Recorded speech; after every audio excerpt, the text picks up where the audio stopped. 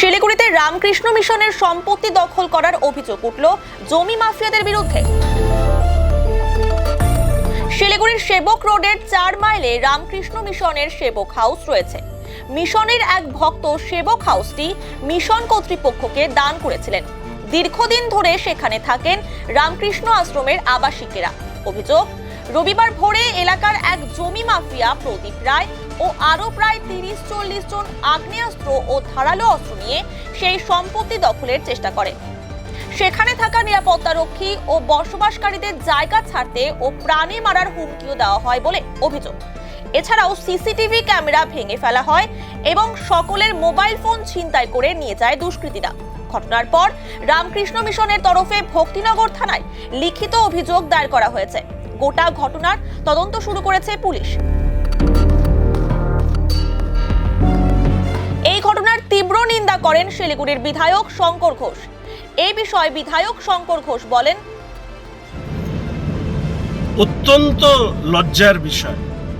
একদিকে মাননীয় মুখ্যমন্ত্রী তিনি রামকৃষ্ণ মিশন, ভারত সেবাশ্রম সংঘ, ইসকনদের মতন প্রতিষ্ঠানকে অপমান করবেন, বঙ্গীয় ইমামদেরকে দিয়ে তৃণমূল কংগ্রেসের ভোট ভিক্ষা করবেন, আর তৃণমূল কংগ্রেসের দুষ্কৃতীরা রামকৃষ্ণ মিশনের সন্ন্যাসীদের বন্দুক বা আগ্নেয়াস্ত্র দেখিয়ে তাদেরকে খুন করবার হুমকি দিবেন।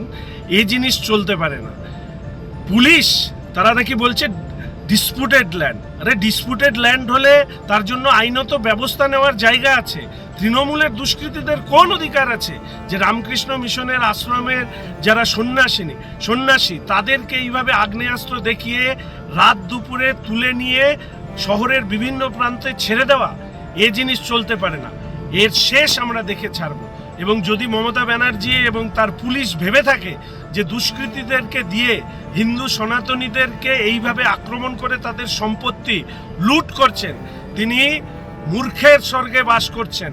রাজ্য জুড়ে এর প্রতিবাদ হবে, সংগঠনগতভাবে এর প্রতিবাদ আমরা যেরকমভাবে সংগঠিত করব, নিশ্চিতভাবে রামকৃষ্ণ মিশনের যারা রয়েছেন তারা তাদের মতন তাদের প্রতিবাদ জানাবেন। এবং তার পাশাপাশি পুলিশের একাংশ যারা তৃণমূলের দলদাস হয়ে এইভাবে রামকৃষ্ণ মিশনের আশ্রমের সন্ন্যাসীদেরকে যেভাবে অপদস্থ করা হয়েছে, যদি এর বিরুদ্ধে ব্যবস্থা গ্রহণ না করেন তাহলে জেলা এবং রাজ্য জুড়ে এই ঘটনাকে সামনে রেখে আমরা রাস্তায় নামব।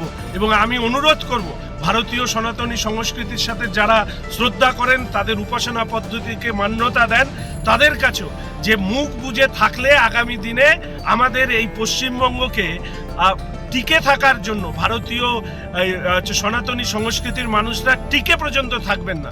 ফলে আমাদের সর্বস্তরে একত্রিত হয়ে এর প্রতিবাদ হওয়া দরকার। এই মুখ্যমন্ত্রী যিনি বারংবার করে এই ধরনের ঘটনা ঘটাচ্ছেন, পুলিশ এবং তৃণমূলের দুষ্কৃতীদেরকে সাথে নিয়ে তাদের বিরুদ্ধে চাই সর্বস্তরের প্রতিবাদ।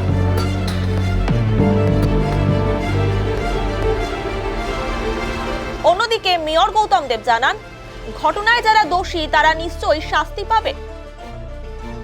দেখুন, প্রথম কথা হচ্ছে যে কোনো পলিটিক্সের ব্যাপার নেই। এই সব ইরিটেটিং কথাবার্তা, আমি 2-3 দিন ছিলাম না, শহরের বাইরে ছিলাম এবং ডিপার্টমেন্টাল মিটিং করতেই গেছিলাম, ঘুরতে যাইনি।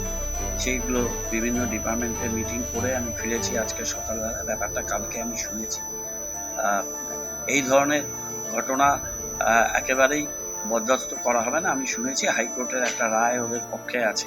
আমি ডিটেল ব্যাপারটা নিয়ে শ্রম কর্তৃপক্ষের সাথে ডেফিনেটলি কথা বলবো। আমি তাদের সমস্ত ডিটেল বিষয়গুলো নিয়েছি, জেনেছি এবং এই বিষয়ে আমাদের সরকারের এবং মাননীয় মুখ্যমন্ত্রী মমতা বন্দ্যোপাধ্যায়ের নীতি একেবারেই স্পষ্ট।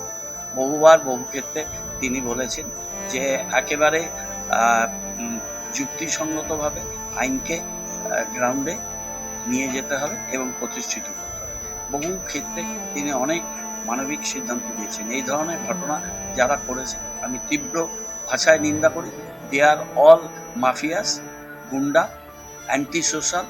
এদেরকে কোনোভাবেই কোনো অবস্থাতে রিয়াদ করা হবে না। পুলিশ যা যা ব্যবস্থা নেওয়া নিশ্চিতভাবে সেই ব্যবস্থা নেবে।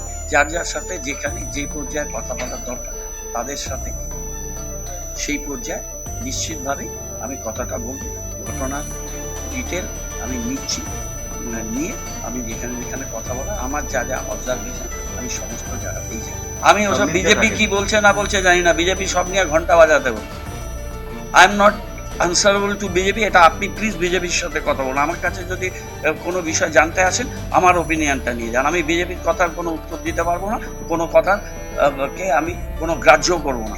আমাদের গভর্নমেন্টের নীতি, আমি এখানে পুর নিগম পরিচালনার দায়িত্বে আছি এবং সেখানে মানুষের স্বার্থে আমাদের কাজ করতে হবে। এটা অ্যান্টি সোশ্যালদের কাজ, এটা ইললিগাল কাজ, এটার সাথে কোনো রাজনীতির গন্ধ বর্ণ এটা যারা মেলায় তারা সবসময় এই ধরনের বিষয়গুলো তারা করতে থাকেন।